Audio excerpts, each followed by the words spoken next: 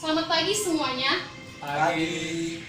Nah, di sini saya ingin mempresentasikan tentang jurusan saya. Sebelumnya saya memperkenalkan diri dulu. Nama saya Ernawati Sinaga. Saya mahasiswa di Politeknik Negeri Medan, jurusan Administrasi Niaga, program studi Administrasi Bisnis.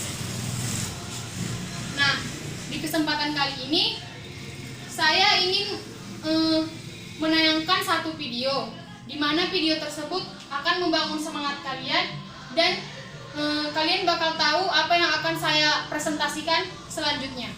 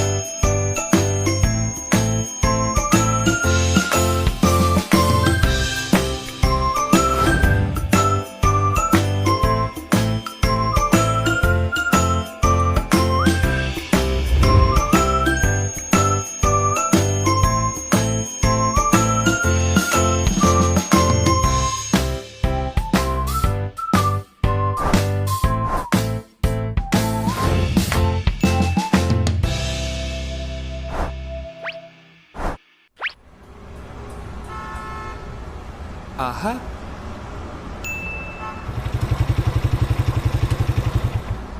Hey, you wish? Hah?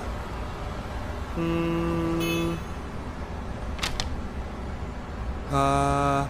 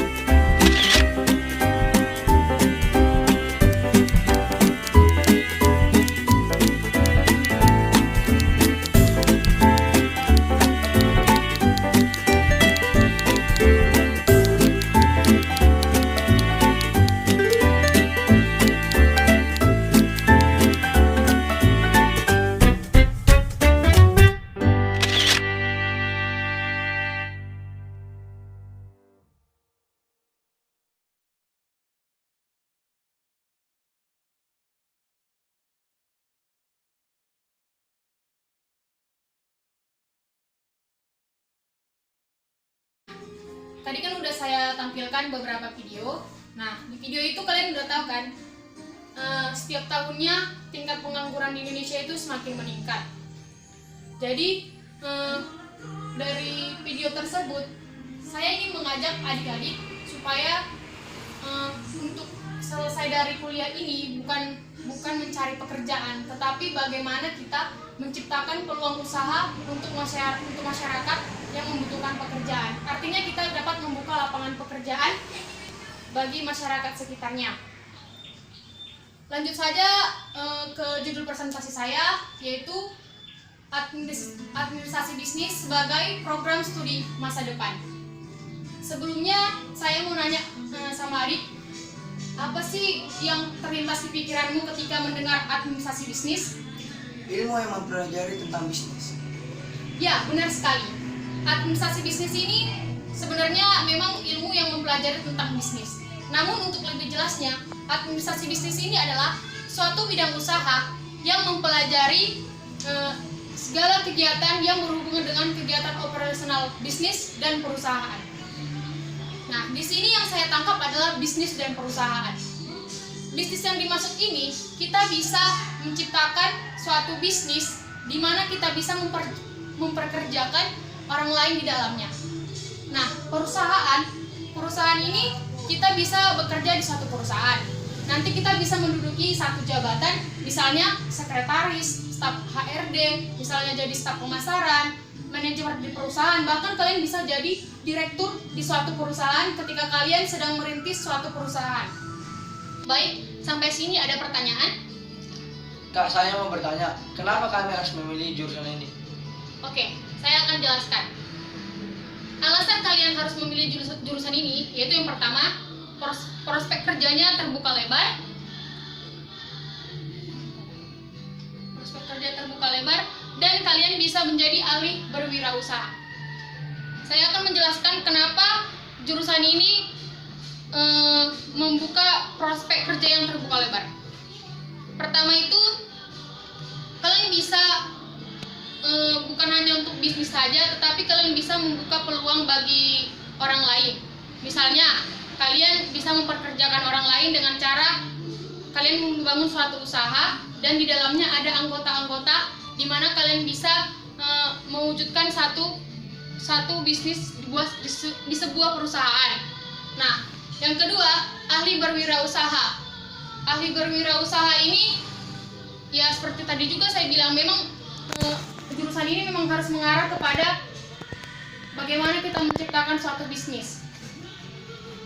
Bukan cuma itu, prospek kerja untuk administrasi bisnis ini bukan hanya untuk bisnis saja, tetapi bisa bermacam-macam pekerjaan.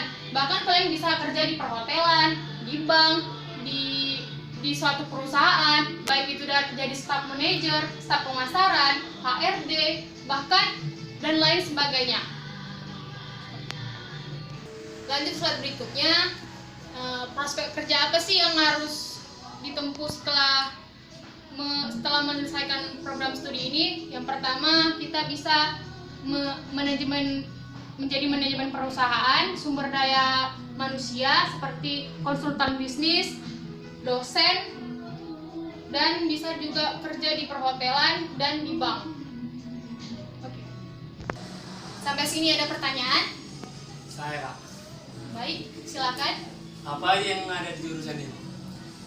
Baik, yang ada di jurusan ini nanti kita akan mempelajari bagaimana itu tentang kesekretariatan, perpajakan, akuntansi, bagaimana juga kita belajar tentang memasarkan suatu barang, bagaimana kita belajar tentang etika dan kepribadian, tentang matematika, bahasa Jepang, bahasa Inggris juga akan dipelajari di jurusan ini.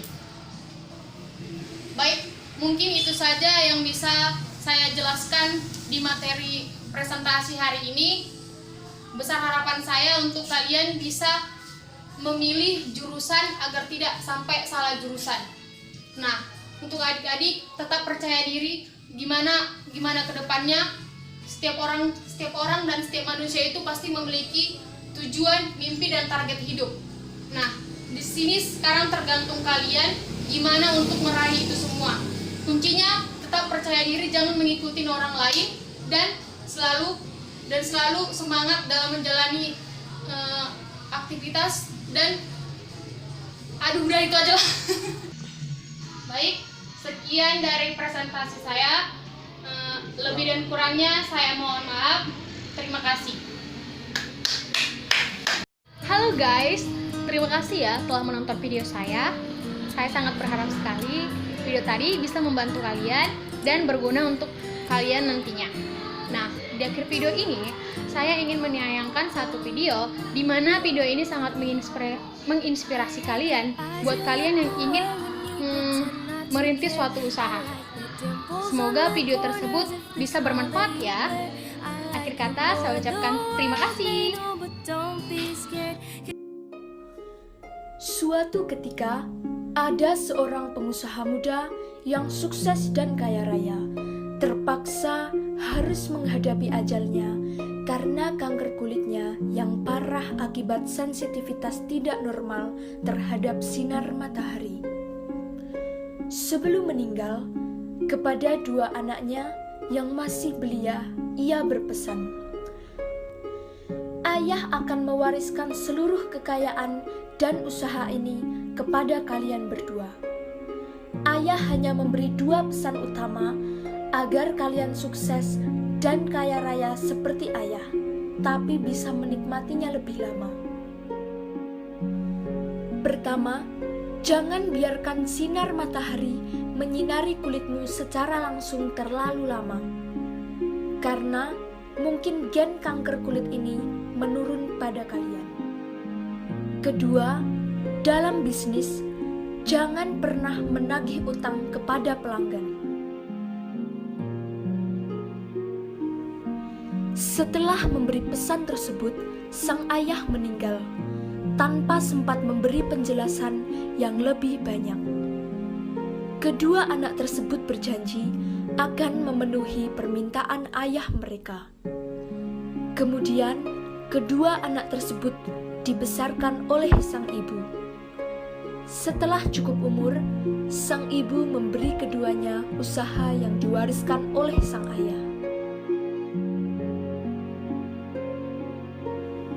10 tahun kemudian, salah satu anak menjadi kaya raya, sedangkan satu lagi bangkrut menjadi sangat miskin.